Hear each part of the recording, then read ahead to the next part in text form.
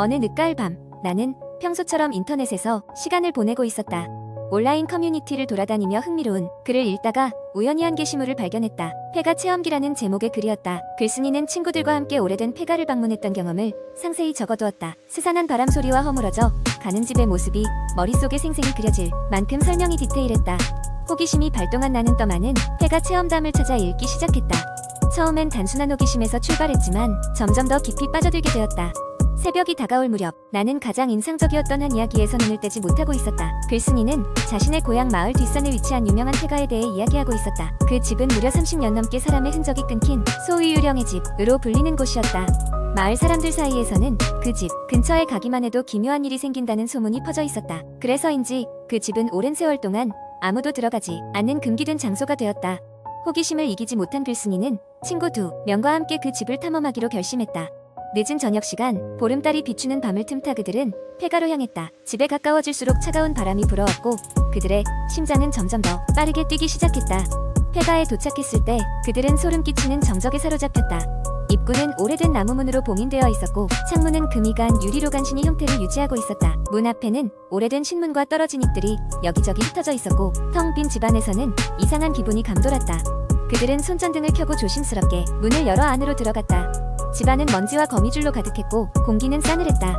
마치 시간이 멈춘 듯한 기분이 들었다. 방을 하나씩 탐색하던 중 벽에 걸린 낡은 사진을 발견했다. 사진 속 인물들의 얼굴은 희미하게 지워져 있었지만 그들의 눈이 자신들을 바라보는 듯한 느낌을 받았다. 그 순간 갑자기 2층에서 쿵쿵거리는 소리가 들려왔다. 놀라움과 공포에 휩싸인 그들은 몸을 움츠렸다. 글쓴이는 더욱 호기심을 참을 수 없었고 친구들을 설득해 조심스럽게 2층으로 올라갔다. 계단은 삐걱거렸고 매 순간 무너질 것만 같았다. 2층에 도착하자마자 그들은 중간에 있는 방에서 희미하게 빛이 새어나오는 것을 목격했다. 손전등을 끄고 다가간 그들은 문틈 사이로 방 안을 엿봤고 그곳에는 한 여자가 서 있었다. 그녀는 고운 한복을 입고 있었으며 고개를 숙인 채 무언가를 중얼거리고 있었다. 놀랍게도 방 안에는 그 여자 외에는 아무것도 없었다. 그들은 공포에 질려 뒤돌아 도망치려 했지만 문이 갑자기 거센 힘으로 닫히고 말았다. 닫힌 문을 두드리며 필사적으로 벗어나려 했지만 문은 미동조차 하지 않았다. 그때 방에서 흐느끼는 소리가 들리기 시작했다. 점점 크게 들리며 마치 귀를 애는 듯한 고통스런 소리였다.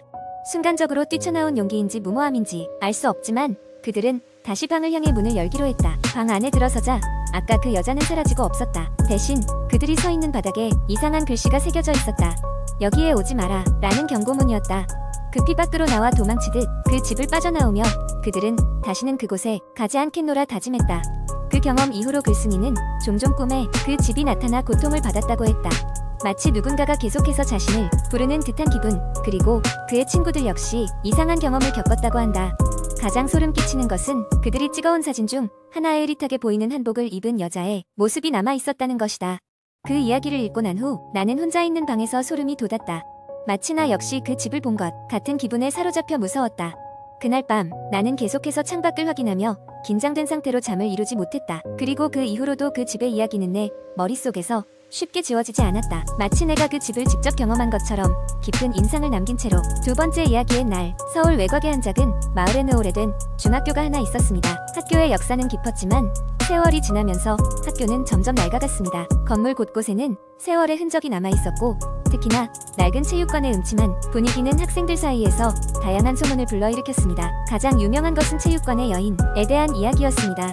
몇 년 전 학교에서 체육관을 청소하던 여학생이 갑자기 사라졌다고 합니다. 많은 사람들이 그녀가 학교 밖으로 도망갔다고 생각했지만 일부 학생들은 체육관에 있는 무언가가 그녀를 데려갔다고 믿고 있었습니다. 어느 날 밤 용감한 4명의 학생들이 그 체육관에서 하룻밤을 보내기로 결정했습니다. 그들은 소지품으로 손전등 몇 개와 간단한 간식거리를 가져갔습니다. 밤이 되자 체육관의 문은 삐걱이며 열렸고 4명의 학생은 그 안으로 들어갔습니다.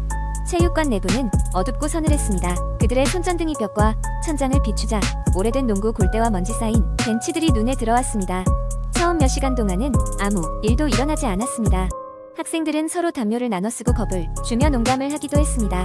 그런데 자정이 가까워지자 갑자기 체육관 한쪽에서 이상한 소리가 들리기 시작했습니다. 뭔가가 벽을 긁는 듯한, 그리고 무거운 물체가 끄는 소리였습니다. 학생들은 잔뜩 겁에 질린 채 손전등을 그쪽으로 비추었지만 아무것도 보이지 않았습니다. 시간이 흐를수록 소리는 점점 더 가까워졌고 마침내 학생들 중 한 명이 소리의 근원지를 찾아 손전등을 비추었습니다. 그곳에는 오래된 낡은 농구공이 하나 놓여 있었습니다. 학생들은 안도했지만 그 순간 농구공이 갑자기 저절로 굴러가기 시작했습니다. 그것도 마치 누군가가 조종하듯이 정확하고 일정한 속도로 말입니다. 학생들은 공포에 질려 농구공을 따라갔고 공은 체육관 한쪽 구석으로 굴러가더니 멈췄습니다. 그 자리에 다다르자 학생들은 등골이 오싹해졌습니다. 그곳에는 바닥에 작은 문이 있었고 문틈 사이로 차가운 바람이 새어나오고 있었습니다. 누군가 용기의 한계를 넘고 문을 열었습니다. 그 안에는 오래된 사다리가 있었고 아래쪽으로는 아무것도 보이지 않는 끝없는 어둠이 기다리고 있었습니다. 그들의 손전등 불빛이 아래쪽을 비추었지만 아무것도 보이지 않았습니다. 그때 갑작스러운 추위가 체육관을 감싸고 강한 바람이 불어왔습니다. 그리고 그 바람 속에서 낮은 목소리가 들려왔습니다. 돌아가 겁에 질린 학생들은 그곳을 빠져나가려고 했지만 체육관의 문은 사라지고 없었습니다. 대신 벽에는 오래된 거울 하나가 걸려 있었습니다. 거울 속에 비친 모습은 자신들이 아니었습니다. 그들은 거울 속에서 누군가가 자신들을 바라보고 있음을 느꼈습니다. 그리고 그 순간 거울 속 인물이 천천히 미소를 지었습니다. 학생들은 패닉에 빠져 서로를 부여잡았고 그때 어둠 속에서 한 여자의 모습이 어렴풋이 나타났습니다. 먼지투성이에 하얀 한복을 입은 그녀는 그들을 바라보며 무언가를 속삭였습니다. 바로 체육관에서 사라진 그 여학생이었습니다. 그녀는 마지막으로 도망쳐 라고 속삭였고 그 말을 끝으로 체육관의 조명이 모두 꺼졌습니다. 어떻게 그들이 다시 밖으로 나왔는지는 수수께끼로 남았습니다. 다음 날 아침 학교의 보안 직원이 문을 열었을 때 체육관 안에는 아무도 없었습니다. 그러나 불가사의하게도 체육관의 중앙에는 5개의 농구공이 동그랗게 놓여 있었습니다. 학생들은 다시는 그 장소에 가지 않았고 그 이후로 그에게 무슨 일이 있었는지는 아무도 말하지 않았습니다. 하지만 그중 한 명이 졸업 앨범 뒷장에 이런 말을 남겼습니다. 체육관의 여인은 여전히 그곳에 있다. 이야기도 끝나지 않았다. 그리고 오늘날까지 그 학교의 체육관을 떠올릴 때면 사람들은 으스스한 기분을 지울 수 없습니다. 농구공이 갑자기 굴러간다든지 거울에 비친 낯선 얼굴이 보인다든지 하는 이야기는 끊이지 않았고 더 이상 그 체육관을 들여다보려는 사람은 없었습니다. 이제 그 이야기는 마을의 전설이 되었고 매년 한 번씩 그 체육관 주위에서 이상한 소리가 들린다고 합니다. 그것이 바람소리인지 아니면 과거 속에 사라진 누군가의 목소리인지 아무도 알 수 없습니다. 그러나 그 이야기는 계속 전해지고 있으며 한층 더 서늘한 공포로 사람들을 사로잡고 있습니다. 세 번째 이야기, 한국의 인터넷 커뮤니티에는 다양한 공포 이야기가 많이 돌아다니며 그중 일부는 사람들의 상상력을 자극하고 밤잠을 설치게 만들기도 합니다. 이제 한 가지 오싹한 이야기를 시작해보겠습니다. 우리나라의 시골 마을, 그 중에서도 깊은 산속에 둘러싸인 작은 마을에는 오래된 전설이 내려오고 있다. 전설에 따르면 마을 근처의 숲에는 잊혀진 집이라고 불리는 폐가가 있는데 그곳에는 여전히 누군가가 살고 있다는 소문이 돌고 있었다. 사실 그 집 주위에는 이상한 일이 자주 일어나 마을 사람들 사이에서도 쉽게 입에 올리지 않는 장소가 되었다. 어느 무더운 여름날 대학생인 나와 친구 2명은 이 전설적인 폐가를 직접 찾아가 보기로 결심했다. 우리는 인터넷에서 떠도는 소문을 듣고 호기심이 생겼지만 무서운 이야기와 겁에 질린 사람들의 반응은 우리를 더욱 자극했다. 마침내 그날 우리는 마을로 향했다. 도착한 후 몇 시간 동안 마을 사람들에게 폐가에 대한 질문을 했지만 그들은 무겁게 침묵하거나 곧 주제를 돌렸다. 결국 한 노인이 우리에게 다가와 말을 걸었다. 그는 폐가 근처에 가지 말아야 하는 이유를 설명했고 그곳에는 절대 들어가지 말게, 돌아올 수 없을지도 모르니 라는 경고를 남겼다. 오후가 되어 우리는 미리 조사해 둔 경로를 따라 폐가로 향했다. 숲길은 점점 더 좁고 어두워졌고 서늘한 기운이 감돌았다. 한참을 걸은 끝에 드디어 폐가에 도착했다. 집은 오랫동안 방치된 듯 훼손되어 있었고 마치 이끼와 덩굴에 삼켜질 것처럼 보였다. 우리는 집 안으로 들어가기 전 잠시 주위를 둘러보았다. 땅에는 오랫동안 발길이 닿지 않은 것 같은 흔적이 역력했고 군데군데 녹슨 금속 부품과 깨진 나무 조각이 널려 있었다. 집 안은 더욱 으스스했다.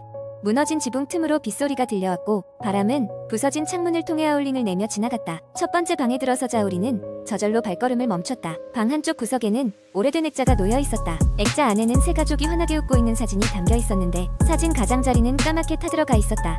이때 우리 중 한 친구가 소리쳤다. 벽에는 누군가 손톱으로 긁어 만든 듯한 자국이 남아있었고 그 위엔 불길한 낙서가 적혀 있었다. 아웃 라 적힌 글자들에 우리는 소름이 돋았다. 그 순간 집구석 어딘가에서 쿵 하는 소리가 들려왔다. 우리는 멈칫하며 서로의 얼굴을 쳐다보았고 심장이 요동쳤다. 그러나 호기심이 두려움을 이기며 소리의 근원을 찾아 나섰다. 계단 밑에서 내려오는 기이한 소리가 더욱 커지자 우리는 마침내 지하실 문을 발견하게 되었다. 지하실 문은 낡았지만 놀랍게도 열려 있었다. 손전등을 켜고 우리는 조심스레 지하실로 발걸음을 옮겼다. 지하실은 어두컴컴했고 곰팡이 냄새가 코끝을 찔렀다. 그곳에는 버려진 가구들과 잡동사니가 널려 있었고 구석에는 낡은 흔들의자가 천천히 움직이고 있었다. 갑자기 방 안 모든 것이 조용해졌다. 마치 시간이 정지된 것처럼 공기가 무거워졌다. 그리고 그 순간 흔들의자 뒤에서 무언가가 움직이는 것이 보였다. 그것은 창백한 얼굴을 가진 여자였다. 긴 머리가 흐트러져 있었고 그녀의 눈동자는 기묘하게 반짝였다. 우리는 그 자리에서 얼어붙었다. 여자는 입을 열지 않았지만 나지막한 속삭임이 우리 귀에 들려왔다. 여기 있는 걸 아무에게도 말하지 마. 그녀의 존재 자체가 소름 끼치게 차가웠고 우리는 뒤도 돌아보지 않고 밖으로 뛰쳐나왔다. 그렇게 우리는 숲을 가로질러 미친 듯이 뛰었다. 마을에 돌아왔을 때는 이미 땀에 젖고 숨이 턱끝까지 차올랐었다. 그리고 다시는 그 집에 대해 입을 열지 않기로 굳게 결심했다. 그날 이후로도 그 집에 대한 전설은 계속되었고 우리는 그날의 경험을 가슴 깊이 묻어두었다. 다만 가끔씩 꿈속에서 그녀의 속삭임이 다시 들려오는 듯한 착각이 들 뿐이었다. 이전보다 더욱 조용해진 그 마을에서 잊혀진 집은 여전히 어딘가에 남아 있을 것이다. 그리고 그 속에서 그녀가 웃고 있을지 모른다.